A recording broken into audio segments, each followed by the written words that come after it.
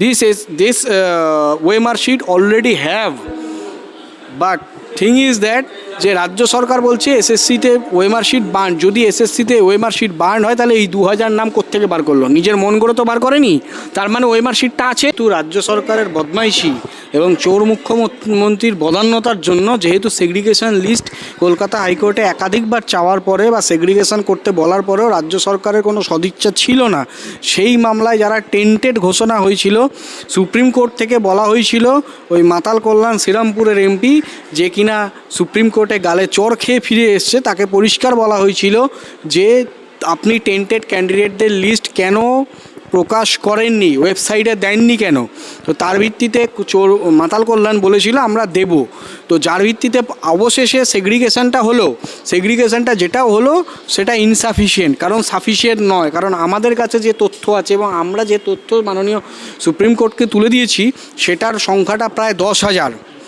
আর এদের কাছে যে তথ্য আছে, এদের কাছে যে তথ্য দিয়েছে, যেটা এই এসএসসি সেগ্রিগেশন লিস্ট, এই লিস্টে যে তথ্য আছে সেটার সংখ্যাটা হচ্ছে প্রায় 1900 না 1800 সামথিং, 2000 ইন অ্যান্ড অ্যারাউন্ড, 2000ও নয়। কিন্তু যার মধ্যে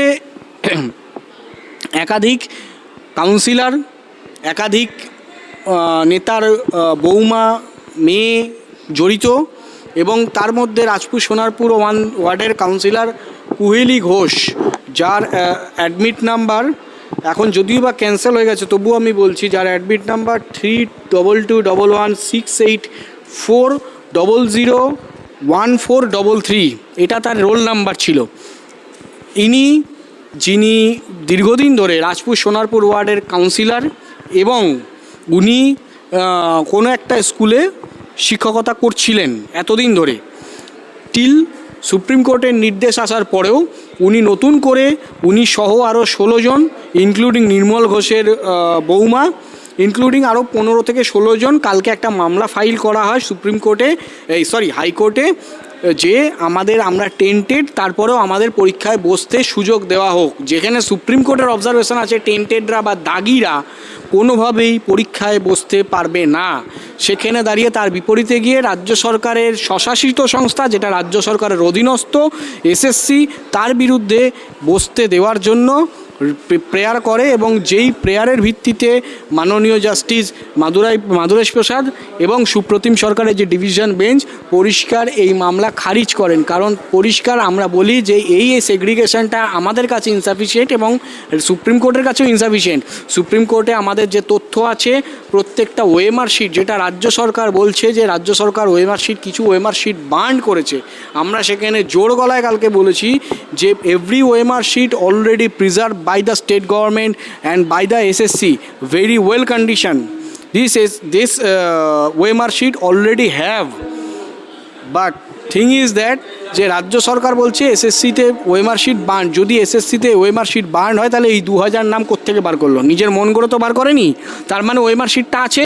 তার মানে সেই জায়গায় সেই কথা যে রাজ্য সরকার বলেছিল যে কিছু ক্ষেত্রে ওএমআর শিট পুড়িয়ে ফেলা হয়েছে বা পুড়িয়ে ফেলা হয়েছে, কারণ দুর্নীতিতে নাম এসেছে যখন ওই চোর পার্থ, যার খাটের তলা থেকে মানে টাকা উদ্ধার হয়, তখন এসএসসির তরফ থেকে এবং পার্থ চট্টোপাধ্যায় নিজস্ব উদ্যোগে কিছু ওএমআর শিট পুড়িয়ে ফেলা হয়েছে, এমনটা স্টেটমেন্ট রাজ্য সরকারের তরফ থেকে সুপ্রিম কোর্টে দেওয়া হয়েছে।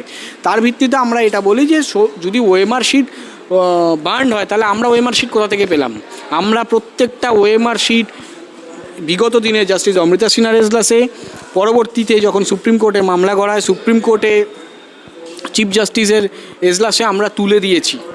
Every OMR sheet already preserve till now, এখনও তাদের কাছে প্রিজার্ভড আছে, কিন্তু ইচ্ছা করে বদমাইশি করে রাজ্য সরকার এই চোর মমতার বদান্যতায় এই ওএমআর শিট, এই সেগ্রিগেশন লিস্ট প্রকাশ করা হয়নি। এবং কুহেলি ঘোষ সহ কালকে একাধিক লোক মামলা করেছিলেন, যার ভিত্তিতে এই মামলা টেকেনি এবং যার ভিত্তিতে জাস্টিস মাধুরেশ প্রসাদের ডিভিশন বেঞ্চ এই মামলা খারিজ করে দেওয়া হয়। এবং এখন বর্তমান স্থিতি, টেন্টেডরা কোনোভাবেই এই পরীক্ষায় বসতে পারবে না।